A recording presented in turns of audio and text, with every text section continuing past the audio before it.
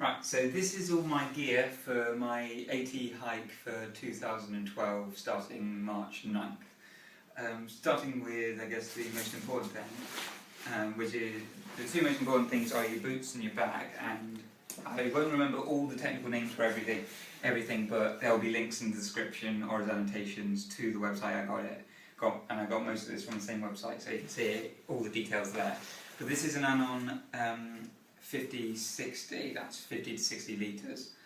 I got it for £100, normally it's 140, but I just got it in a sale, which is a really good tip. If you've got, like I had a year to plan, you might be better off taking that year and just picking all the things you want, and then just waiting for the right time when the sales are on, or whenever, to buy them all then, rather than do what I did, which is get everything at once for a cut price, because I was just lucky with this, but not with my boots, which were 170 odd, but then they got knocked down to 120, and they didn't let me get that price afterwards. I keep on finding new things to take out. Okay, so yeah, that's my bag. Like I say, links in the description for all the details on that. It is a good bag, and I've been using it, and I really do like it, and there's some really nice bits and pieces to it. I think that's what I can say about the bag. Like I say, links in the description. The only thing I've had trouble with, and one thing I'll mention now while I'm here, is I'm a bit of a skinny runt, and because I don't have any kind of layers of fat, it really rubs against my hips, because this padding there isn't a huge amount of padding there, and I have to have it totally drawn up to fit around my waist. So the guy I got it from said if I just get some more foam, cut strips out of it here, add those with a piece of knotted string, that will help, and it is really important that you don't get rubbing, you've got to be really comfortable with your backpack. And the reason why your backpack and your boots are the most important thing is if you mess up with your bag, you're going to do your back in, or you're going to get sore and you just come home if you've done your back in. With your boots, it's the same. If you screw up your feet, if you're bleeding from the feet all day and everything, and you're feeling really bad, you're just going to come home. So make sure you get a good pair of boots. These are Meindl, I think they're called. Again, links in the description for them. They're the Meindl Revolutions, I think they're called. They are fantastic, and one thing I was told from old-time hikers said that you'll never get through the whole AT with one pair of boots. But most people I've spoken to who have done it recently and done hiking recently say that's not true anymore. The technology's moved on, so I should happily get through the entire trail with just these boots because they don't stop. And the other thing is, I bought these a month ahead. That's why I didn't get the sale to break them in. Literally 2 weeks, and I was fine. So you may not have to break in the boots as much as you used to back in the day of strong, thick leather. To mould around your feet, you might not have to break them in, so keep that in mind as well.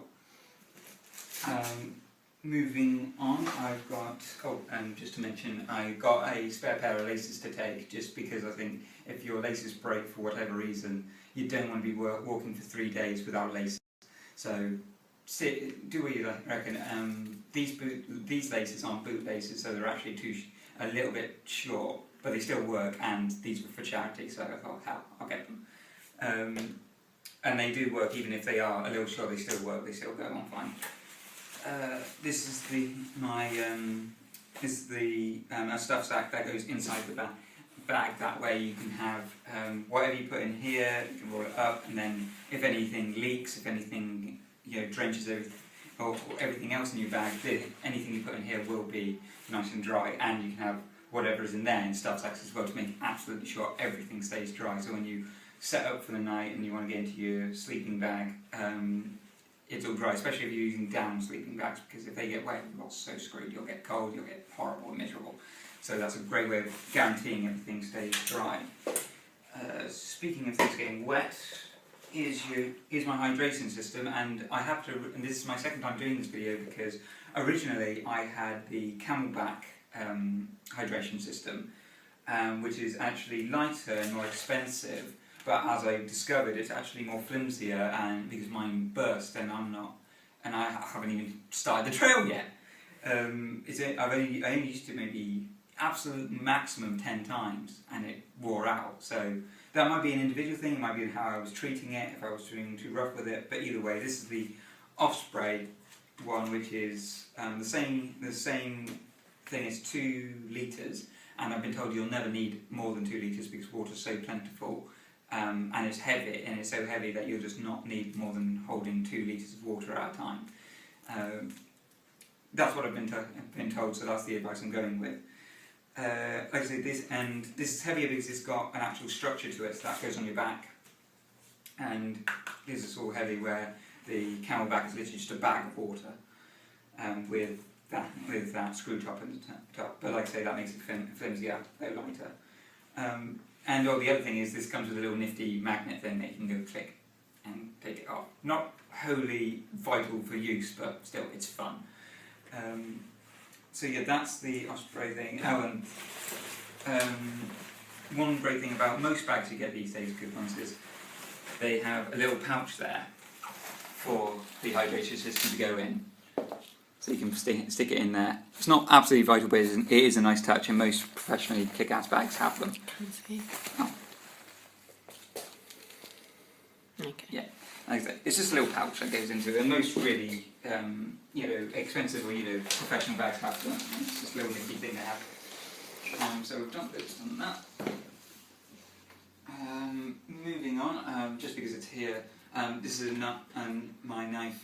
This is actually Mum's knife, and that leads me on to another point: is don't get obsessed with like I am, which is buying everything new. It's amazing how that if you actually start asking around and seeing what other people have and see if the equipment they have is in good nick, you could easily, like, Mum's just had this in her handbag for quite a long time, but I just took it out. It was a bit rusty, WD-40, scrape, bit of a day of cleaning, which I actually enjoy, and then it works fine. And this is exactly, I'll put a link in the description for it because this is the one I was originally going to buy, but it was here and it was basically new, so I'm using that. It's not actually, I've asked people, is it strictly necessary to have a knife, and people just say, I'm taking one, and I can't think of moments that you'll absolutely have to have one. But it's kind of, I think, one of those things that you don't want to be in a situation where you need to have one and you don't have it. But again, this is a thing that when I finish the trail and I'm back here and I'm talking about what I've got at the end, this may be one of the things I threw away, halfway through or whatever. You'll find out about that afterwards. But either way, that's what I am taking. Flashlight is the only light I will be taking. This is one that just goes in your head. It's got 4 bulbs to it. You only need LED, that is, bulbs. You only need 3, I think, really, to actually do all the things you need. That's what according to the guy at the shop. But I've got 4 because it's cheap. This is cheap, relatively cheap, and hard wearing. And yeah, and it's got really good ratings on it and everything. And trust what other people say, especially if they've done the hike in total. So that's the light, and like I say, you don't really need another light except for the one that you can wear around your head. You don't need this one and a flashlight and anything else. Especially as also taking my iPhone, which saves my sister's using to film me, and that's got a flashlight app on it. So there you go.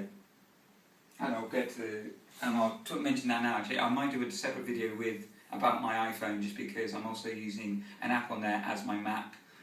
Which has been brilliant, really useful, but I'll probably do a separate video for that. That is for my water. That's being purified with this stuff. Yeah, can't be it. But links in the description for everything. As I say, as I go, I'll link it. So you fill the water up with that in there. You add a drop from both. Shake it round and then wait for it to be purified, and then you add it to your bladder, because you never put it just. I've been told never to put it straight in and then purify it, because then you may end up with some water that isn't being purified in your tube, and then you end up with horrible stuff growing inside it, and then you're going to end up poisoning yourself. That might be a bit too over fastidious, a bit too much, but kind of on the basis of better safe than sorry, have water in there, purify it, make sure it's purified, then add it. That's to be absolutely sure that you're not going to get sick. And if you're one of those people that get sick rather easily, then something to go through.